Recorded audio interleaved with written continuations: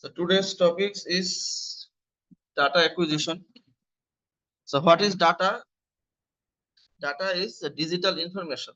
মানে ডাটা হচ্ছে তথ্য বা উপাত্ত, ঠিক আছে? আর অ্যাকুইজিশন মানে হচ্ছে সংগ্রহ করা বা কালেকশন।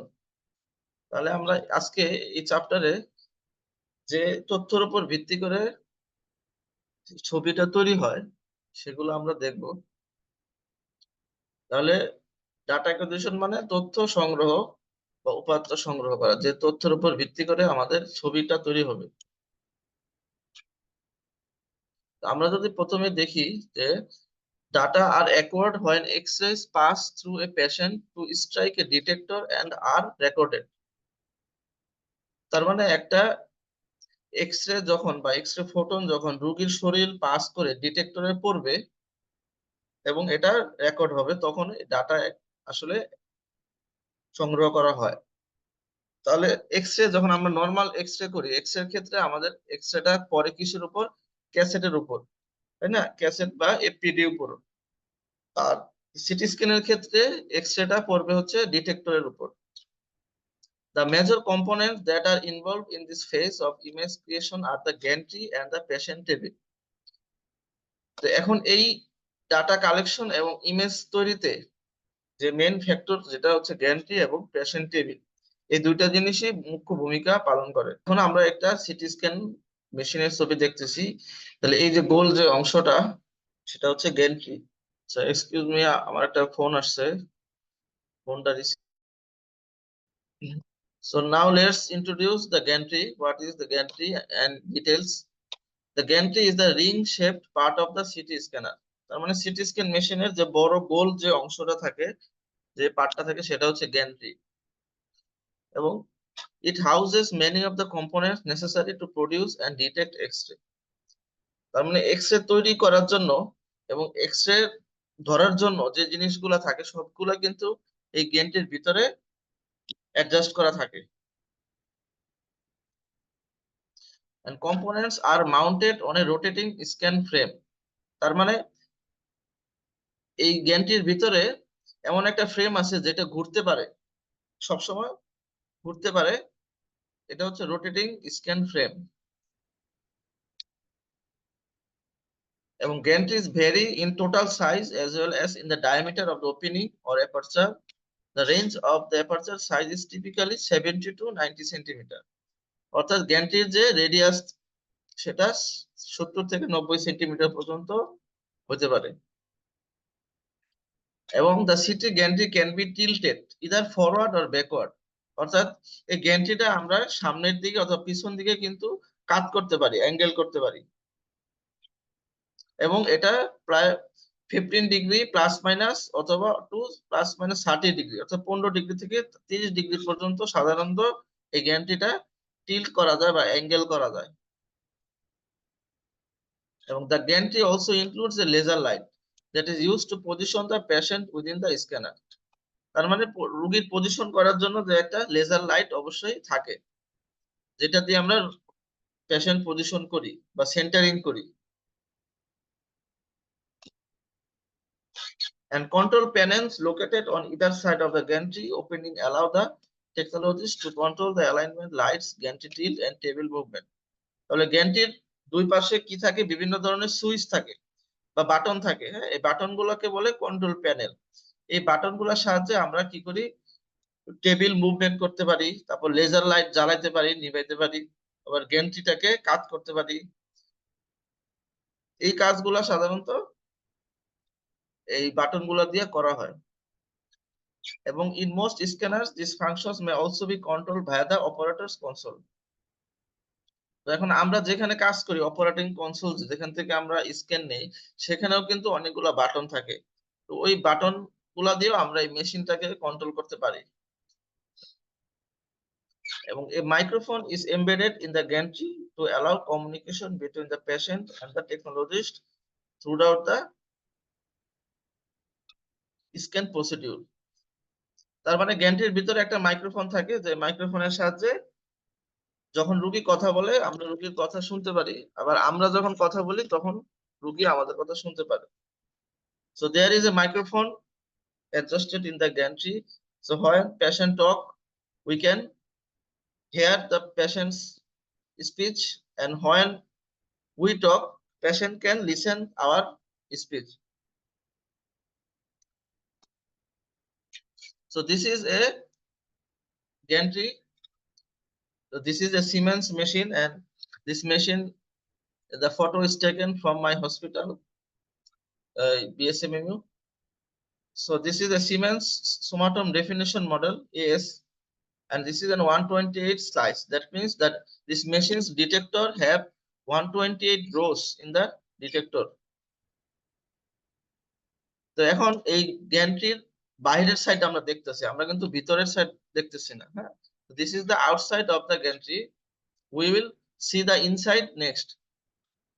এখন বাইরের দিকে কি কি থাকে, যেমন প্রথমে একটা ডিসপ্লে থাকে।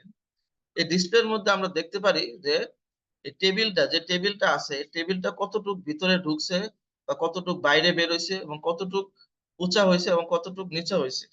The table movement we can show the showed in this display। এবং গ্যান্ট্রি টিল্ট, অর্থাৎ এই গ্যান্ট্রিটা সামনের দিকে কতটুকু অ্যাঙ্গেল হয়েছে এবং পিছন দিকে কতটুকু অ্যাঙ্গেল হয়েছে, এটা আমরা এই ডিসপ্লেতে দেখতে পারি।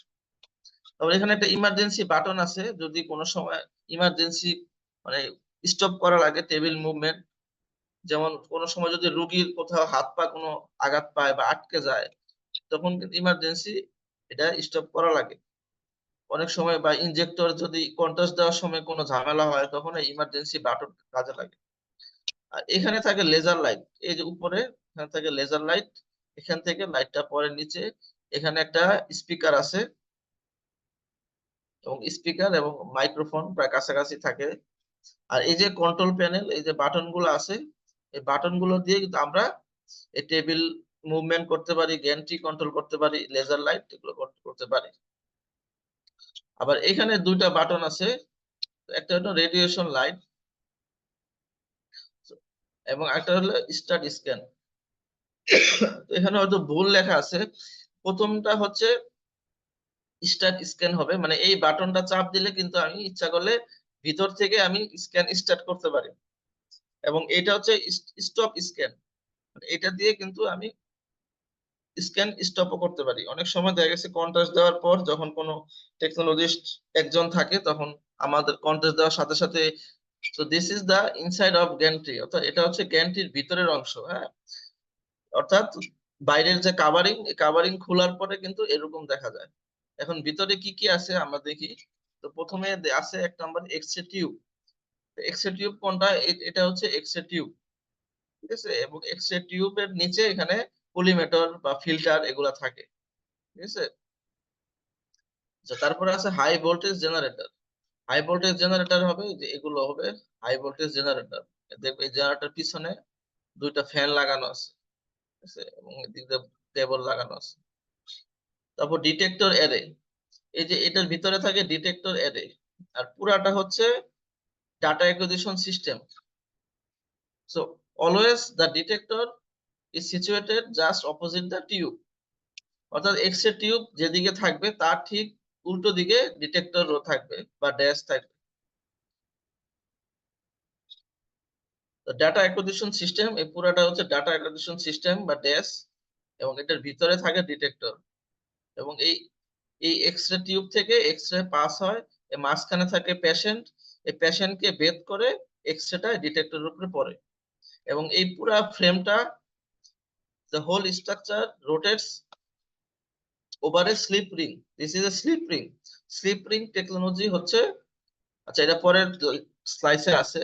এই স্লিপ রিং এর উপরে কিন্তু পুরা ফ্রেমটা ঘুরে, এই পুরাটা টিউব জেনারেটর বা যা যা আছে পার্টস পাতি ডিটেক্টর সবগুলো কিন্তু অনেক জোরে ঘুরে।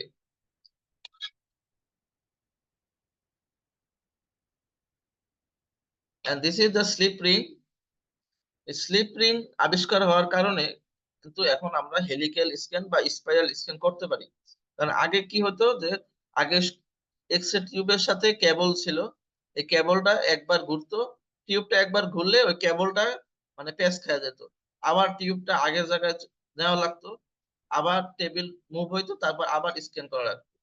যেমন স্লিপ রিং হওয়ার পরে এক্স রে টিউব মানে ঘুরতে থাকে, ঠিক আছে, সবসময় এটার উপরে ঘুরতে পারে, কোনো কেবলের প্রয়োজন হয় না, স্লিপ রিং এর মাধ্যমেই মানে ইলেকট্রিক সাপ্লাইটা কাজ হয়। তো early CT scanner used recoiling system cables to rotate the gantry frame, অর্থাৎ আগের সিস্টেম গুলাতে রিকয়েলিং কেবল থাকতো। And these designs limited the scan method to the step and shoot mode and considerably limited the gantry rotation times. অর্থাৎ আগের যে পদ্ধতি ছিল যে কেবল সিস্টেম, ওটাতে শুধু আমরা স্টেপ এন্ড শুট মোডটা করতে পারতাম, ঠিক আছে, তার কারণে গ্যান্ট্রি রোটেশন কিন্তু টাইমটা সীমিত ছিল, অর্থাৎ একবার গ্যান্ট্রি রোটেশন করতে পারতো। And current systems use electromechanical devices called slip rings. তার মানে এটা হচ্ছে একটা ইলেকট্রোমেকানিক্যাল ডিভাইস, এটাকে বলে স্লিপ রিং, এবং এটার উপর সব পার্টস পাতি, এক্সরে টিউব, ডিটেক্টর, জেনারেটর এগুলো বসানো থাকে, এবং কুলিং সিস্টেমও থাকে এর ভিতরে ঠান্ডা রাখার জন্য। And slip rings use a brush-like apparatus to provide continuous electrical power and electronic communication across a rotating surface. তার মানে এই স্লিপ রিং এর মাধ্যমে কন্টিনিউয়াসলি আমরা ইলেকট্রিক্যাল সাপ্লাই দিতে পারি টিউবকে, এবং এটা একটা রোটেটিং সারফেসের মতো কাজ করে, যার কারণে সবকিছু ঘুরতে পারে, কন্টিনিউয়াসলি ঘুরতে পারে, কোনো সমস্যা হয় না স্লিপ রিং এর উপরে। এবং they permit the gantry frame to rotate continuously, eliminating the need to straighten to state system cables. অর্থাৎ আগের যে পদ্ধতি ছিল যে কেবলটা যখন বাঁকা হয়ে যেত ওটা আবার সোজা করা লাগতো, কিন্তু এই সিস্টেমে no cable requires, so gantry can rotate continuously, sorry, the extra tube and detector and other parts can rotate continuously over the slip ring.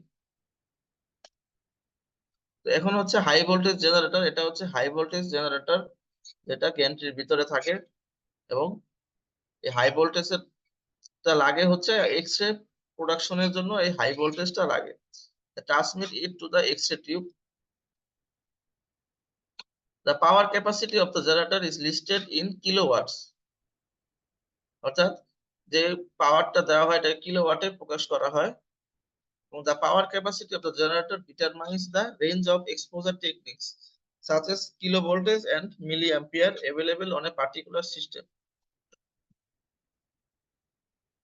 তাহলে এই হাই ভোল্টেজ জেনারেটরে ঠিক করে আমরা মানে কি পরিমাণ কিলো ভোল্টেজ অথবা এম্পিয়ার, মিলি এম্পিয়ার বা কারেন্ট সাপ্লাই দিব এক্সরে টিউবকে। এবং CT generators produce high kilo voltage, generally 120 to 140 kilo voltage, to increase the intensity of the beam, which will increase the penetrating ability of the X-ray beam and thereby reduce patient dose. তার মানে এই high ভোল্টেজের কারণে, তো 120 kilo ভোল্টেজের কারণে আমাদের রোগীর ডোজ কিন্তু, রেডিয়েশন ডোজ কিন্তু কমে যায়, কারণ এটা একটা আমরা হাই পেনিট্রেটিং এক্সরে, খুব দ্রুত শরীরের ভেতর দিয়ে চলে যায়। In addition, a higher kV setting will help to reduce the heat load on the X-ray tube by allowing a lower MA setting. The high voltage এর কারণে আমাদের যে টিউবের হিটটা কম হয়, কারণ আমাদের বেশি কারেন্ট সাপ্লাই দিতে হয় না, অল্প সময়ের জন্য কারেন্ট সাপ্লাই দিতে হয়। Reducing the heat load on the X-ray tube will extend the life of the tube.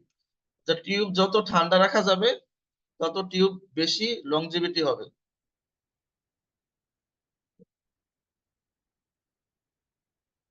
So as much we can keep the tube cool, the tube life will be longer. এবং আরেকটা system হচ্ছে cooling system থাকে, যেটা হচ্ছে x-ray টিউবকে ঠান্ডা রাখার জন্য একটা সিস্টেম হচ্ছে cooling system. Cooling mechanisms are included in the gantry. তো আমরা যদি এখন এই কুলিং সিস্টেমটা খেয়াল করি, যে এটা হচ্ছে একটা এক্সরে টিউব, হ্যাঁ, এখন এই টিউব থেকে যদি আমরা যে অয়েল, এটা যদি একটা অয়েল কুলিং সিস্টেম হয়, তাহলে এক্সরে টিউবের চারপাশে অয়েল থাকে, এবং এই অয়েলটা ঠান্ডা করার জন্য এই অয়েলটা প্রথমে কি করে, এক্সরে থেকে হিট অ্যাবজর্ব করে, এক্সরে টিউব থেকে হিট অ্যাবজর্ব করার পরে এই অয়েলটা একটা সার্কুলেশন হয় একটা সিস্টেমে, এবং এখান দিয়ে বের হয়ে যদি এদিকে যায়, সেখানে এখানে একটা liquid to air hit exchanger আছে, যেটার ভিতরে বাতাস ঢুকে এবং বাতাস বের হয়, এবং এখানে ফ্যান থাকে। এভাবে এখানে এই অয়েলটা ঠান্ডা হয়, এবং ঠান্ডা হওয়ার পরে এই অয়েলটা আবার আরেকটা সার্কুলেটর বা পাম্পের মাধ্যমে আবার ওই টিউবে প্রবেশ করে। তো এইভাবে একটা অয়েল সার্কুলেশন চলে এই কুলিং সিস্টেমটা কাজ করার জন্য। They can take different forms such as blowers, filters, or devices that perform oil to air heat exchange. So there are different kinds of cooling systems like blowers, filters, and oil to air heat exchange. So this is an example of oil to air heat exchange. And cooling mechanisms are important because many imaging components can be affected by temperature fluctuation. অর্থাৎ temperature যদি ঠিক না থাকে তাহলে কিন্তু অনেক মেশিনের অনেক কিছু তো ঠিক মতো কাজ করবে না, এজন্য এই কুলিং সিস্টেমটা প্রয়োজন আছে। তো আমরা এখন এক্স রে টিউব দেখবো বা এক্স রে সোর্স। এটা এক্স রে টিউব। তো X ray tube produces the X ray photon that create the city image. তাহলে এক্স রে ফোটনস যখন টিউব থেকে বের হয় তখন এই এক্স রে ফোটন গুলা রোগীর শরীর ভেদ করে ডিটেক্টরে পড়ে, ওই ডিটেক্টর ডাটা কালেকশন করে কম্পিউটারে পাঠায়, এবং কম্পিউটার প্রসেস করে এই সিটি ইমেজ তৈরি করে। এবং their design is a modification of a standard rotating anode tube. তার মানে এক্স রে তে একটা রোটেটিং অ্যানোড টিউব থাকে যেটা সবসময় ঘুরতে পারে। The anode can rotate inside the tube, এবং tungsten with an atomic number of 74 is often used for the anode target. So because of the high atomic number, tungsten has the highest temperature, boiling temperature. So this metal is used for anode target and produces higher intensity X-ray beam.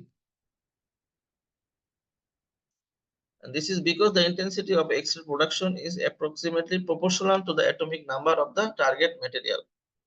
তাহলে target ম্যাটেরিয়ালের atomic number যত বেশি হবে X-ray তত production বেশি হবে, কিন্তু সাথে সাথে ওই মেটালের আবার বয়লিং টেম্পারেচার কিন্তু বেশি হতে হবে। CT tubes often contain more than one size of focal spot. 0.5 and 1 millimeter are common sizes. অর্থাৎ ফোকাল স্পট কিন্তু মানে একটা থাকে না, দুই তিনটা থাকতে পারে, এবং এগুলার সাইজ হলো 0.5 মিলিমিটার থেকে 1 মিলিমিটার পর্যন্ত হতে পারে। Among just as in standard X-ray tube, because of reduced penumbra, small focal spots in CT tubes produce sharper image, better spatial resolution, but because they concentrate heat onto a smaller portion of the anode, they cannot tolerate as much heat. এখানে বলছে যে যেহেতু focal স্পটটা খুব কম থাকে, যার কারণে যে এক্স-রেটা তৈরি হয় এক্স-রেটা খুব শার্প হয়, এবং শার্প হওয়ার কারণে আমাদের ছবির রেজলিউশন খুব ভালো হয়, কিন্তু এর কারণে আবার হিট তৈরি হয় অনেক অ্যানোডের ভিতরে, এবং এই অ্যানোডটা কিন্তু খুব বেশি হিট নিতে পারে না, যার কারণে আবার কুলিং সিস্টেম ব্যবহার করা লাগে। এখন হচ্ছে আরেকটা কম্পোনেন্টস হচ্ছে ফিল্ট্রেশন।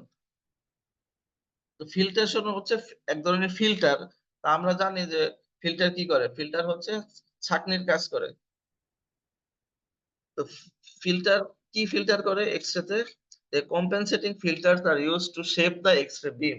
তো এক্স-রে বিমের মানে আকারটা ঠিক রাখার জন্য, মানে আকার বলতে হচ্ছে যে যেই এক্স-রে গুলো আসলে লো এক্স-রে মানে সফট এক্স-রে, যে সফট এক্স-রে গুলা এই ফিল্টার করে, এবং হার্ড এক্স-রে গুলা এগুলা পাস করে দেয়, এবং এই সফট এক্স-রে গুলাই কিন্তু আসলে রেডিয়েশন ডোজটা বাড়িয়ে দেয় পেশেন্টকে, এবং ইমেজ আর্টিফ্যাক্ট তৈরি করে। তো যেসব X-ray long wavelength or soft X-ray যেগুলা, সেগুলাই এই ফিল্টারটা আটকে রাখে অথবা রিমুভ করে, এবং these long wavelength X-rays are readily absorbed by the patient. Therefore, they do not contribute to the CT image but do contribute to the radiation dose to the patient. তো ফিল্টারের মাধ্যমে যদি আমরা এই সফট এক্সরে গুলো আমরা না আটকাই তাহলে কিন্তু পেশেন্টের রেডিয়েশন ডোজ বেড়ে যাবে।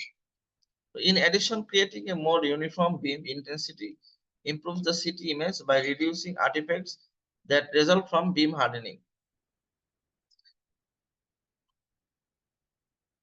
তো ফিল্টারের কারণে আমরা একটা মানে ইউনিফর্ম বিম পাই, অর্থাৎ সমান সব জায়গায় সমান এক্সরে ইন্টেন্সিটি থাকে এরকম একটা বিম পাই, যার কারণে আর্টিফ্যাক্টটা কমে যায় এবং বিম হার্ডেনিং যে আর্টিফ্যাক্ট সেটা আসে না।